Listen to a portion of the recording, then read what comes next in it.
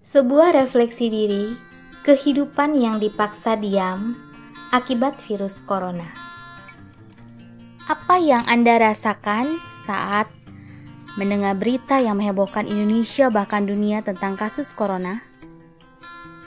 Takut, khawatir, sedih, kecewa, merasa tak produktif, susah kemana-mana, terkungkung di rumah aja. Sebagian berkata, apakah target aku akan tercapai, omset turun, income turun. Tahukah kita kehidupan itu seperti 4 musim? Ada musim panas, musim gugur, musim semi, musim salju. Kondisi ini, situasi seperti ini mungkin seperti musim salju, di mana kita terkunci di rumah masing-masing. Kita juga bisa belajar mengingat kepada kehidupan petani. Ada saat menanam, ada saat menunggu benih itu tumbuh, ada saat merawat, ada saat memetik hasil, ada saat mengolah kembali tanah itu, ada saat menanam benih kembali.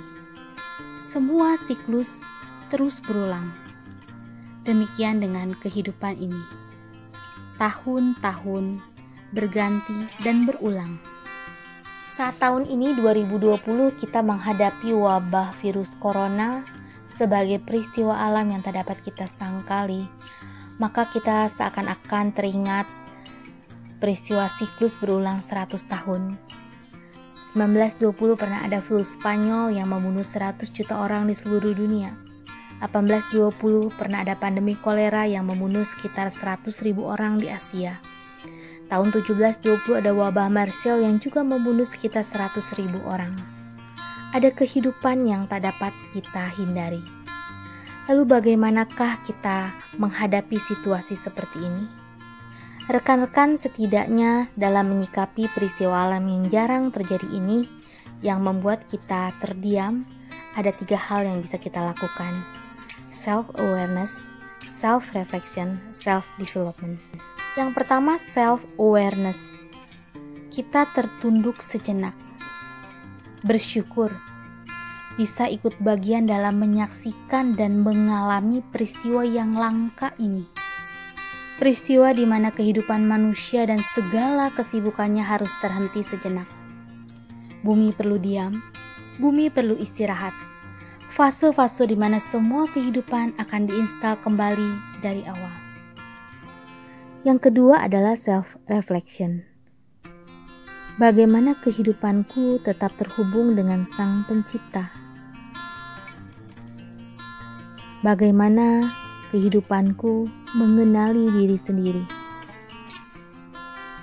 Fokus kepada keluarga, mengasihi sesama manusia, dan tak melupakan alam semesta. Yang ketiga adalah self-development.